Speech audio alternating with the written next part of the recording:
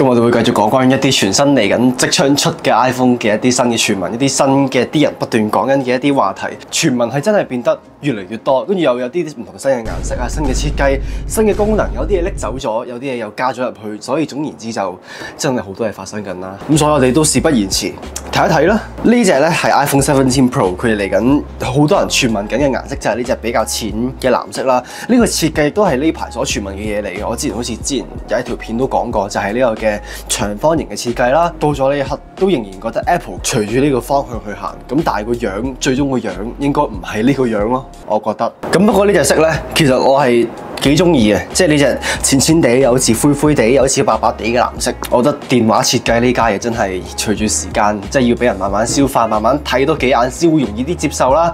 而我都相信，其實即係就算部電話佢設計咩樣，就算係啲人幾咁唔中意呢一設計，啲人都會繼續發晒啲咁樣去即刻搶嘅。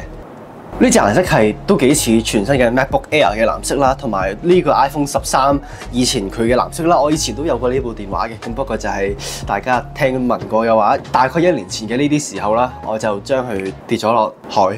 係啦，呢個我哋容後再講啦。咁我都上網打咗即係 iPhone 17佢嘅一啲傳聞啦。咁基本上依家真係新嘅 iPhone， 我諗咗差唔多成半年先到咧。大家喺呢個階段已經係對新嘅 iPhone 嘅期待值已經係幾高嘅咯。呢個係 iPhone 17 Air 啦，相信跟開傳聞嘅大家都唔會好陌生嘅啫。呢幅圖佢話依家就進行緊一啲測試啦，即係譬如呢個嘅設計佢驗證啊，佢真係生產嗰陣時佢嘅效果會係點樣咧？我希望佢唔會好似 iPhone 6咁一拍就斷啦。不過我都相信即係呢幾年嘅 iPhone 啊，因為我唔知關唔關佢變厚咗事啦，所以係冇咁容易拍爛咯。佢會唔會比起其他 model 嘅 iPhone 更加容易跌爛，更加容易屈爛呢？理論上應該都唔會爛嘅。如果你唔屈嘅話，同埋其實前排都有一個傳聞就係話 iPhone 17佢會用呢個嘅 Anti-Reflective Display。其實呢樣嘢係喺 iPad 入邊都已經有嘅，即係基本上你即係點都有啲反光啦，或者大家唔知啦。咁但係其實大家部 iPad 其實佢個 mon 佢已經係有呢樣嘢㗎，即係呢個嘅即係類似反光嘅效果啦。雖然佢比起即係譬如真係 Nano Texture 或者真係一啲完全反光嘅 mon 都仲有啲距離，咁我仍然都可以令到佢即係可以觀賞嘅效果嘅角度係更加多嘅咯。相比起 iPhone 啊、Mac 啊諸如此類。咁而呢樣嘢其實佢哋本身之前好似話有傳聞會喺 iPhone 17入邊植入呢樣嘢啦。咁不過就好似依家就話會取消嘅。佢話佢成個製作嘅過程都比較慢啦，咁所以佢就唔打算今年植入，咁即係可能會出年植入咧，會唔會咧？好難講。因為我都知而家有啲品牌啦，即係譬如 Samsung 佢都已經推行緊呢樣嘢，佢哋比較高級少少嘅電話，即係譬如 Ultra 嘅機型，係真係令到佢嘅可觀賞嘅角度係更加多嘅咯。咁而我都知有啲人話，即係譬如 iPhone 佢嘅屏幕係用 Samsung 嘅技術去做啦，咁我都呢個 Apple 佢，不過我諗到咗最後決定去植入呢樣嘢都真係 Apple 佢自己話事嘅啫。咁除咗新嘅 iPhone 之外，咁當然在其他即將會出嚟嘅嘢啦，即係譬如佢哋話新嘅 AirPod 啊、WWDC 2025都好快就到啦，遲啲都可以拍片講下啦。咁不過呢個就係 AirPods Pro 第3代啦，基本上而家望去同之前嗰幾代係完全一模一樣嘅啫。咁不過佢呢度就話可能縮細多少少啦，快啲嘅音訊晶片，跟住可能 ANC 又勁啲，同埋呢個入耳式嘅心跳監測，呢個我自己係幾有興趣嘅。即係當你諗翻溫度計啊嗰啲，你都要吉入去隻耳入邊先好準確咁樣量度到。咁所以佢會唔會可以量度埋你嘅體溫係幾多呢？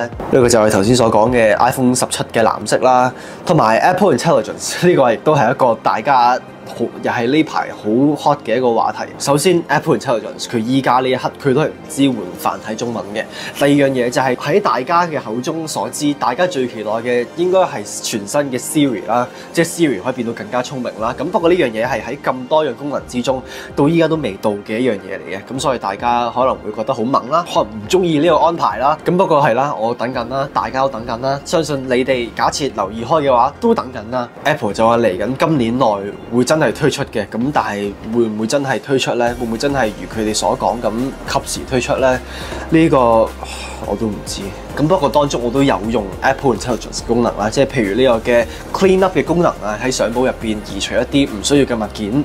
Genmoji Image Playground 我間唔時都會用下我嚟整 sticker send 俾人嘅，而我特別中意就係佢 Writing Tools 嘅嗰樣嘢啦。有陣時我會想自己篇 email formal 啲嘅話，我可以叫 Apple Intelligence 令佢更加 formal。我覺得自己太嚴肅嘅話，就可以令到佢 casual 啲啦。呢啲情況我都幾中意用 Apple Intelligence 嘅。Siri 亦都佔咗呢樣嘢嘅一個好大嘅部分啦，而佢依家都未到嘅，咁係啦。另外 Apple Watch 佢10年前嘅今個禮拜推出咗啦，我之前都拍咗條片去講關於即係譬如我用 Apple Watch 我只用咗5年左右啦，一啲心得啊，一啲使用體驗，一啲我自己期待嘅嘢。嗰條片其實都一排之前拍㗎啦，咁不過我會覺得其實到依家呢一刻我都經常咁用啦，我應該話我每日都用緊啦。咁係啦，呢啲就係一啲 Apple update 啦，相信大家可能或者點都有聽過或者睇過。咁講翻 iPhone 17，其實目前嚟講，我諗其實個設計或者佢入邊嘅功能，應該現實中同我哋而家見到嘅嘢應該都唔會太大分別㗎啦。佢哋話呢個嘅 iPhone 17 Pro 嚟緊今年推出，會有13個新嘅功能。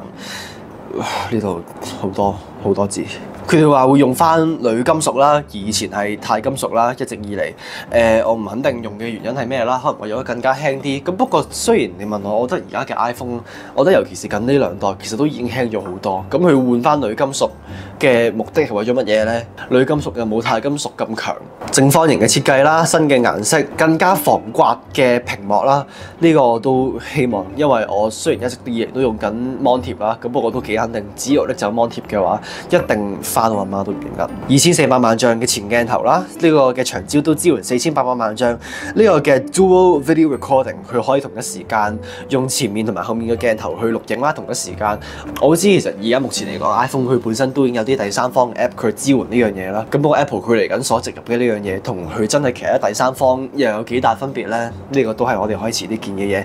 8K 錄影啦，12GB 嘅 RAM 同埋更加優良化嘅散熱系統，呢個都真係好需要，因為我部 iPhone 到依家都間唔時都會變到好熱，真係辣手。咁我諗呢條片就去到呢度先啦。以上就係一啲我諗大家可能見過、可能聽過、可能未聽過嘅一啲 update。我當然一如既往，我都好期待啦。對於新嘅 Apple 嘅 iPhone 17啦，對於 WWDC 嚟緊出啲乜嘢呢，我都會依然會好期待，同埋依然會繼續拍片去講啦。我亦都想知大家有啲咩諗法呢？即係譬如對於 Apple Intelligence 啊、iPhone 17啊，對於各種依家發生緊嘅所有嘅嘢啦，無論係 Apple 或者唔係 Apple， 都歡迎喺下底留言話俾我聽，我都會想知嘅。同埋記得 comment 啦、like 啦、subscribe 同埋撳鐘仔，咁就係咁樣啦。呢條片就到此為止啦，我哋下次再見啦，拜拜。